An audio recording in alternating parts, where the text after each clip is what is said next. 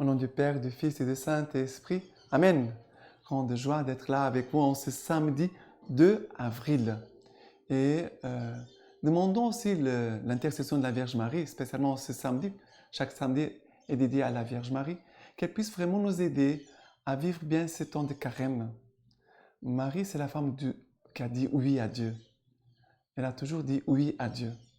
Et souvent, nous disons à Dieu non. Les péchés, c'est toujours un non que nous disons à Dieu. Vous comprenez? Que la Vierge Marie nous aide vraiment à vivre ce temps de conversion. Il faut s'appuyer aussi sur la prière, l'intercession, l'aide de la Vierge Marie pour avancer dans ces chemins de conversion, de sainteté et aussi des dons de nos vies. Parce que quelqu'un qui aime se donne. Quelqu'un qui n'aime pas, il ne se donne pas. Ça veut dire que la Vierge Marie nous aide à entrer dans ce dynamisme de dons et de l'offrande de sa vie. OK? Maintenant, la première lecture d'aujourd'hui, c'est Jérémie, chapitre 11, à partir du verset 18. Le Seigneur me l'a fait savoir et je l'ai su. Tu m'as alors montré leur agissement. Et moi, comme un agneau confiant qu'on mène à l'abattoir, j'ignorais qu'ils tramaient contre moi des machinations. Détruisons l'arbre dans sa vigueur, arrachons-le de la terre des vivants, qu'on ne se souvienne plus de son nom.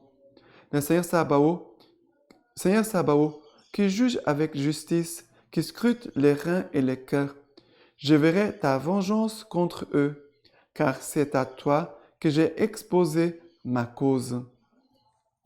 Ici, vraiment, ça parle vraiment de Jésus.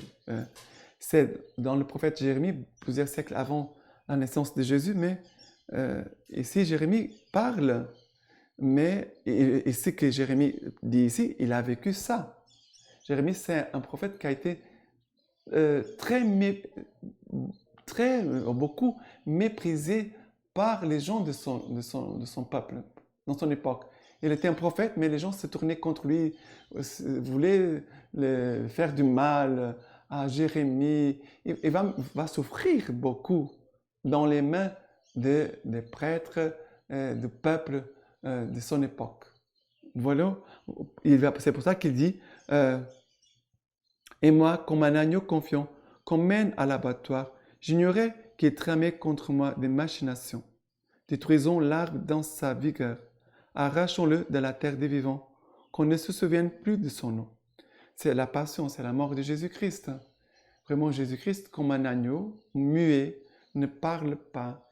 Il va se laisser conduire jusqu'à la croix. Nous ne voyons pas beaucoup de paroles au moment du jugement de Jésus, dans sa passion. On ne voit pas beaucoup de paroles. Jésus ne parle pas beaucoup. Même à Pilate, Pilate va être étonné du silence de Jésus. Il va dire, mais tu ne dis rien. J'ai le pouvoir de faire quelque chose pour toi, de te délivrer ou de te tuer. Jésus va répondre, tu n'aurais aucun pouvoir si cela ne te serait pas donné de ciel. Vraiment, Jésus fait ses chemins de silence, mais il sait que Dieu est en train d'agir. Il sait que tout ce qu'il va vivre, c'est pour le bien de toute l'humanité, pour tous les siècles. Pour tous les siècles. Voilà. Et maintenant, le psaume d'aujourd'hui, c'est le psaume 7, à partir du verset 2. Seigneur mon Dieu, en toi j'ai mon abri.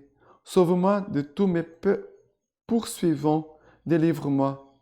Qu'il n'emporte comme un lion mon âme, lui qui déchire et personne qui délivre. Seigneur, le Seigneur est l'arbitre des peuples. Juge-moi, Seigneur, selon ma justice et selon mon intégrité. Mets fin à la malice des impies. Affermis les justes. Toi qui sondes les cœurs et les reins, ô Dieu les justes. Mon bouclier est auprès de Dieu, le sauveur des cœurs droits. Dieu les justes juge. lent à la colère, mais Dieu en tout temps menaçant. Et qu'est-ce qui se passe ici dans le psaume? Seigneur mon Dieu, en toi j'ai mon abri. Sauve-moi, délivre-moi. En toi j'ai mis ma confiance. Juge-moi selon ma justice, selon mon intégrité. Juge-moi vraiment selon mes œuvres. C'est cela qu'il est en train de dire. Toi qui sondes les cœurs et les reins, ô Dieu les justes. Et il va dire après, mon bouclier est auprès de Dieu, le sauveur des cœurs droits. Dieu les juge, les justes juge, lent à la colère, mais Dieu en tout temps menaçant. Lent à la colère. Qu'est-ce qu'il dit? Dieu va me juger, mais Dieu, il est lent à la colère. Il ne va pas me juger dans la colère. Le Seigneur, vraiment, vous savez, le Seigneur profite de toutes nos petites actions d'amour, du bien, des désirs de conversion pour nous aider. Parce qu'il faut avoir une ouverture de notre part. Dieu ne s'impose pas à nous, mais il faut une ouverture. Mais cette ouverture doit être faite dans la vérité. Ne peut pas être quelque chose de faux. Parce que parfois, il y a des gens qui disent « Ah oui, je vais me convertir ». Mais vraiment, ils ne veulent pas changer. Il y a des gens qui ne veulent pas changer, qui ne veulent pas se convertir. Malheureusement, il y a. Et même nous qui voulons nous convertir, parfois, nous voulons nous convertir, mais parfois, nous avons du mal. Vraiment à nous oublier nous-mêmes et laisser Jésus passer devant nous et de choisir ce que Dieu veut, non pas choisir ce que nous voulons. Parce que la convoitise de notre chair, elle vient, la convoitise, pour nous empêcher d'avancer vers Dieu. Les démons essaient toujours de nous casser les jambes pour nous empêcher d'avancer, ou alors ils essaient de nous retarder pour que l'œuvre de Dieu ne se fasse pas. Nous devons faire attention à ces deux choses. Qu'est-ce qu'il y a dans ton cheminement spirituel? Est-ce que les démons sont en train de vouloir casser les jambes, de mettre des obstacles? Et toi aussi, tu mets aussi des obstacles, mais aussi, qu'est-ce qui t'empêche d'avancer? Qu'est-ce qui te retarde? D'accord? Et maintenant, l'évangile d'aujourd'hui, c'est Jean chapitre 7, à partir du verset 40. Dans la foule, plusieurs qui avaient entendu ces paroles disaient, « C'est vraiment lui, les prophètes. » D'autres disaient, « C'est le Christ. » Mais d'autres disaient, « Est-ce de la Galilée que le Christ doit venir? L'Écriture n'a-t-elle pas dit que c'est de la descendance de David et de Bethléem, le village où était David, que doit venir le Christ? » Une scission se produisit donc dans la foule à cause de lui. Certains d'entre eux voulaient les saisir, mais personne ne porta sur lui les mains. Ici, c'est très important. Regardez, ils sont en train de dire que le Messie doit venir de la descendance de David et de Bethléem. Mais Jésus est le descendant de David et de Bethléem. Ça veut dire que le peuple est dans l'ignorance. Et nous devons faire très attention à l'ignorance qu'il y a dans nos vies, dans notre tête, dans nos pensées. Il y a beaucoup de péchés que nous faisons par ignorance. Faites attention à l'ignorance. C'est pour ça que nous devons vraiment travailler la parole de Dieu. Dans nos paroisses, on peut faire des groupes de lectio divina, de demander aux prêtres de la paroisse, de demander aux religieux, aux religieuses, de nous aider à connaître la parole de Dieu, de bien nous former dans notre foi. Sinon, comme ces gens ici, ils sont en train de vouloir saisir Jésus, de le tuer, de faire du mal, mais ils sont dans l'ignorance. Jésus est le descendant de David, Jésus est né à Bethléem. Mais ils ne voient pas ça. Ils sont dans l'aveuglement. Les gardes revinrent donc trouver les grands prêtres et les pharisiens. Ceux-ci leur dirent, « Pourquoi ne l'avez pas amené ?» Les gardes répondirent, « Jamais un homme n'a parlé comme cela. » Les pharisiens répliquèrent, « Vous aussi, vous êtes êtes-vous laissé égarer?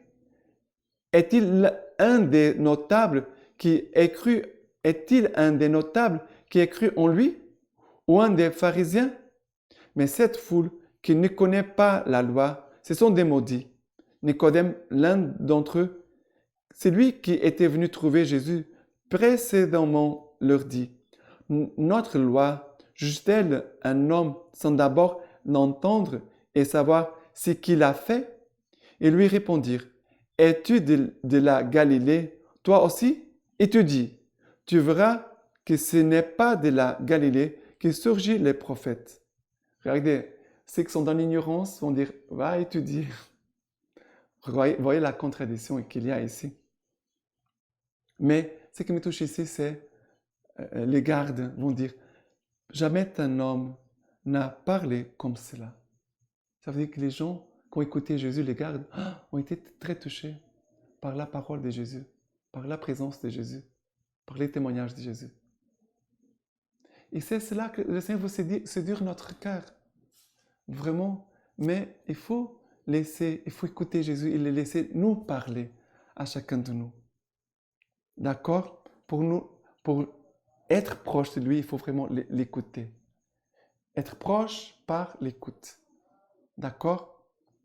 Et maintenant, la lecture patristique d'aujourd'hui, nous célébrons Saint François de Paul, ermite. Il va l'être de 1486. Que notre Seigneur Jésus, lui qui récompense magnifiquement, vous donne le salaire de votre peine. Fuyez le mal, repoussez les occasions dangereuses. Nous et tous nos frères, quoique indignes, prions continuellement Dieu le Père, son Fils Jésus-Christ et la Vierge Marie, pour qu'ils ne cessent de vous assister dans la recherche du salut de vos âmes et de vos corps. Quant à vous, mes frères, je vous exhorte vivement à travailler avec prudence et ardeur au salut de vos âmes. La mort est certaine, la vie est brève. Elle s'évanouit comme la fumée. Fixez donc votre esprit sur la passion de notre Seigneur Jésus-Christ, qui, par amour pour nous, est descendu du ciel pour nous racheter, qui, pour nous, a subi tous les tourments de l'âme et du corps, et n'a évité aucun supplice. Il nous a donné l'exemple de la parfaite patience et de l'amour. Nous devons donc être patients devant tout ce qui s'oppose à nous. Abandonnez les haines et les inimitiés. Veillez à éviter les paroles dures.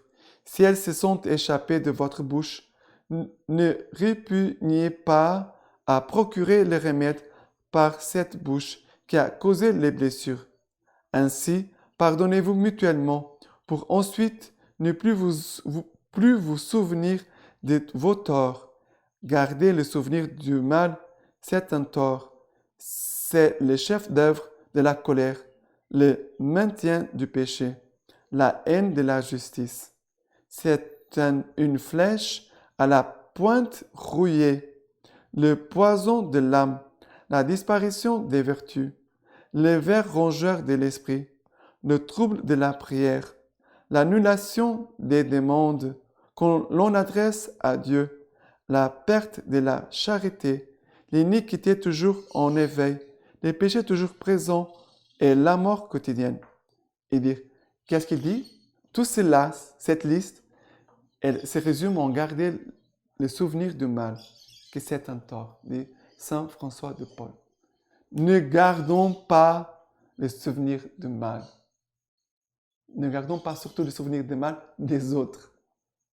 D'accord? Et maintenant, je vous laisse la bénédiction par les mains toutes pures de la Vierge Marie. Que Dieu Tout-Puissant vous bénisse et vous garde, le Père, le Fils et le Saint-Esprit. Amen.